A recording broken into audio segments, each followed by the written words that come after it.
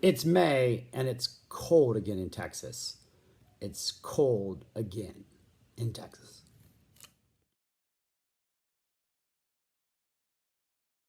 Hello, my name is Shaggy, the Opinionated Hippie. Thank you for watching my channel. I am currently ranking and reviewing every single Frank Zappa album released after he passed away in December of 1993. I am currently on number 18. Frank Zappa plays the music of Frank Zappa. This is a single disc released in 2000 and released in 1996. And right out of the gate, after Frank had passed away, I guess right out of the gate is a horrible way to say that.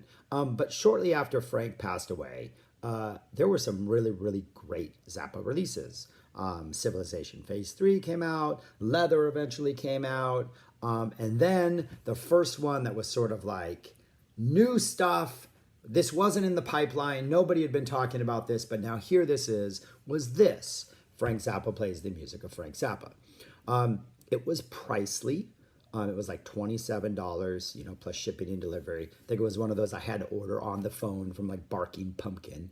Only contains 7 songs. It was only 54 minutes long, and 3 of those 7 songs had been previously released. So I was one of those people on internet chat rooms and in emails and on AOL or whatever, complaining about this, pretty much saying if this is the direction that the Zappa estate is going to go, single CD releases that are overpriced, that already have previously released material and not that much new material, it's going to be not a pleasant run. So I ordered it anyways. And then I got it in the mail, and it was a really, really nice CD package. A friend of mine who is not the tone master, the guy I did that panel discussion with or that interview with, that I will put the link in there, who's also trying to get in Frank Zappa, but a friend of mine here in San Antonio who is also trying to get into Frank Zappa, has not only my Frank Zappa Plays the Music of Frank Zappa CD, but he also has my purple You Can't Do That on Stage Anymore box. He is borrowing those to try to get into Frank. But it was, kind of like sort of like a Civ 3 type hard, nice case. But on the front was Frank, with a mustache, and you could feel the mustache. It was actual, not hair, but it was actual material, fur. So nice little package. And then I listened to the CD, and this is the way what the CD is. It is 7 tracks, and it is 3 songs repeated twice. So you get an unreleased Black Napkins plus the Zoot Allures Black Napkins, the officially released Black Napkins. You get an unreleased Zoot Allures, and then you get the official Zoot Allures. And then you get an unreleased Watermelon and Easter Hay, and then you get the official Joe's Garage Easter Hay, including the spoken word parts. And then you get merely a Blues in A, which I found out, it turned out was a improv live blues jam from the greatest band Frank ever had, the Summer Fall 1974 band. And for those of you who are making guesses about winning this thing right here, apparently no one has ever heard me say before that the Summer Fall 1974 band is the best band Frank ever had. I'm pretty sure I've said it a lot, but no one appears to be listening. But anyways, so that's what it was. 7 songs, duplicates of 3 of them. And it was kind of head scratching. It was a nice little sort of like tribute to 3 of Frank's greatest songs, Black Napkin, Zoot Allures, and Watermelon and Easter Hay. Instrumental guitar pieces, things that Steve Vai and Joe Satriani and Joe Bonamassa and Bonamassa, whatever his name is, and other musicians Jeff Beck, and other musicians have tried to make a living doing. And Frank, these are 3 examples of like the best of the best as far as instrumental guitar vehicle showcases go. So it was a little head scratching. And then I get the CD and I listen to it. And the first track is a Black Napkins unreleased from Yugoslavia in 1975. Frank introduces the song, and then I'm not going to say it's a timid Black Napkins, but if it is sort of like the 3-year-old version of Black Napkins. Like it can walk, and it's kind of confident in its ability to walk, but it's a little maybe not taking the chances it will take years down the line. Maybe a 2-year-old, maybe 2 to 3-year-old. And anyways, but it's a great solo. Like I'm not complaining. It's just a little more like Bozzio's a little more laid back. Frank's not hitting that riff as hard, but it's all there. It's clearly Black Napkin, and it's beautiful, and it's another piece of evidence in why every single Black Napkin solo from 75 and 76 should be released in a massive box set just called Black Napkins, the solos, 75, 76. There, I've done it all for you. It's a great solo, right? 7 minutes approximately if you take away, like the intro. And then as soon as it's done, it goes right into the Zoot Allures version of Black Napkins, which is one of my top 10 favorite Black Napkin solos, which is like a short, sharp shock. It's just like a punch in the gut.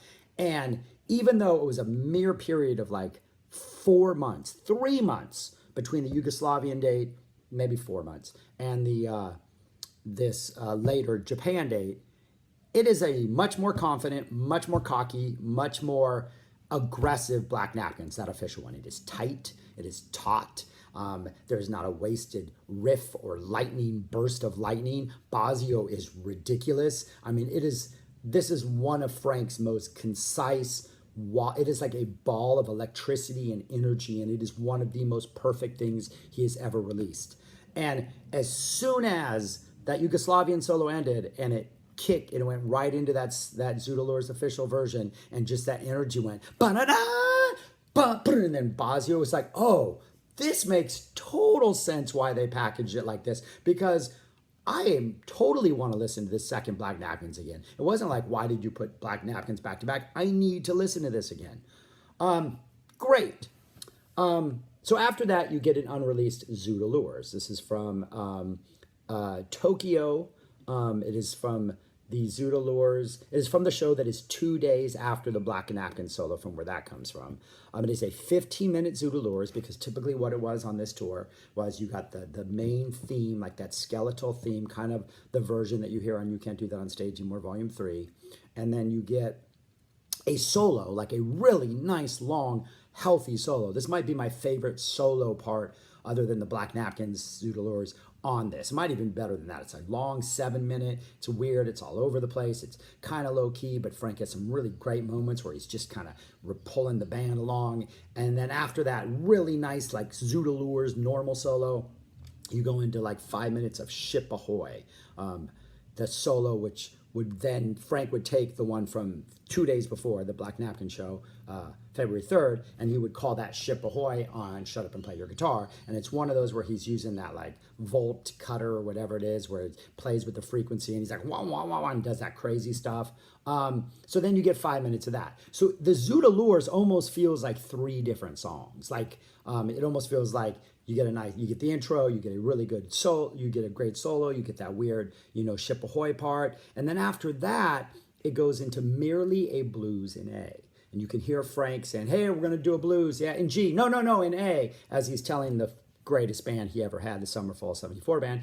And he opens up with this bum, bum, bum, bum, bum. And they just go into 7 minutes of straight up blues jamming.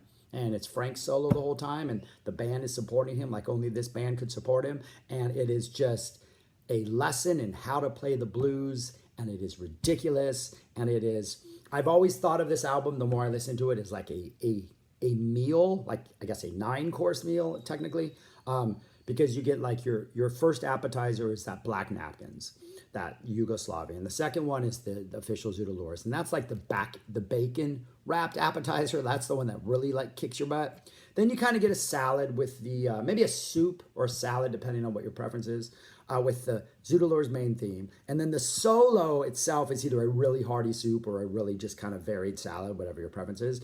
And then that Ship Ahoy part is kind of maybe a funky pasta or some funky little rice dish or something that's a little, maybe, it's not meat and potatoes, because the meat and the potato, but it's something, but the meat and potatoes is then the merely a blues in A. That is just like, that is the centerpiece of this album. That is just music, and you can relate to it. Everybody knows the blues. Bam. Then what follows after that is the Zoot Allures from Zoot Allures, the album. So you get that official version, and it almost feels like the end of one long song. The Zoodaloo is merely a blues in A, and then you close out with Zoodaloo again. It feels complete, like you're just returning to the song, like a big Swiftie comeback at the end. And then when Frank starts playing his guitar at the end and it fades out, the fade out is not disappointing because it almost sounds like, I don't know if there's any Steely Dan fans out there, but Kid Charlemagne is one of those songs which has an amazing middle solo. And then at the end of the third verse, there's an amazing closing solo that it fades out on. And you're like, no, don't fade out on this solo. But then you have to be like, well, yeah, you have to, because really the meat and potatoes is that middle solo. And that's the way this whole thing feels. The Zoodaloo is merely a blues. The Zoodaloo is that fading solo. It's just like, hey, we're out, man. I've already given you everything you need. It is time for dessert.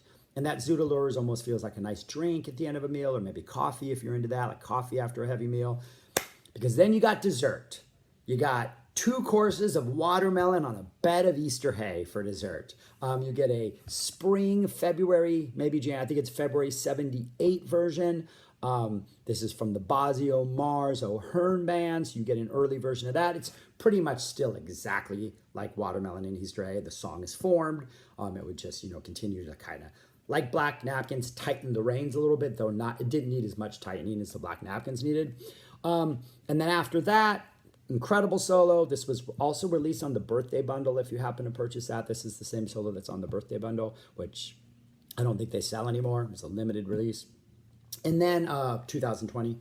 And then you get, as that solo's fading out, you got Frank's vocal delivery from Joe's Garage, which even without the context of Joe's Garage works perfectly because it's about imaginary vocals and imaginary guitar solos in the mind of the imaginer, and isn't this all, what's the point? And it works. It works as a great ending to this little journey. And then you get Watermelon and Easter hay, which I would argue is sort of it is the platonic ideal of what all guitar instrumentals should feel like. Like Jeff Beck, Satriani, Vai, their type of music, that sort of instrumental where guitar is the lead voice and the lead instrument and it's supposed to evoke all the feelings that it wants you to feel. I don't feel like it ever successfully really does for me. That's not my kind of music. Except when it comes to Frank. Watermelon and Easter hay is that is the reference point for how you evoke emotion out of an instrumental guitar. The main riff, the solo, the overdubs. I'm not a fan of overdubs, but here they work. Everything about this version works perfectly. And it ends this entire 7-song journey on just a pure, sweet, emotional, honest, lovely note. And then after it fades out, they edit in an end of a concert where Frank says, that's all, good night, folks. And then it fades out. It is 54 minutes of perfection. I was going back and forth for quite a while on this or Transfusion, this or Transfusion. Transfusion was kind of leading out for a while because it had more solos. But eventually I realized that just like the solos on here are so incredibly perfect and the 3 song choices are so incredibly perfect. At one point I thought it should have been like get rid of the 3 that had been released and put on like a Chunga's Revenge. That works perfectly, right? A Chunga's Revenge. Put on like maybe a mid 76, 77 pound for a Brown instrumental, which also just featured a guitar solo, right? So we're keeping that guitar solo theme. Like you could have replaced, it's not very much. Those songs take up a total of like 15 minutes, 17 minutes, the 3 release songs. You could put a Chunga's Revenge and a Pound for Brown and you've easily taken care of that and maybe added a little bit of length to the album. But no. I don't listen to Zoodaloo as much as I listen to this, so I need these 2 songs on here, and I definitely don't listen to Joe's Garage as much as I listen to this, so I'm glad Watermelon and Easter hay is on here. This is an almost perfect album. It might be a perfect album. It is great. It is phenomenal. Why is it 17? Because have you heard the other? Why is it 18? I think it's 18. I don't know what number this is anymore. This is 18, right? Why is it 18? Because have you heard the other 17? But that's it. If you have this, let me know what you think about it. I love it. It's a great listen. It is probably 54 minutes of the most condensed, just powerful. I mean, it's just, there's not a wasted note, man. Not a wasted note. It's wonderful. All right, that's it. Let me know below how you think of this in the comments. All that kind of stuff, people. Please, please, please take care. Peace. Talk to you later.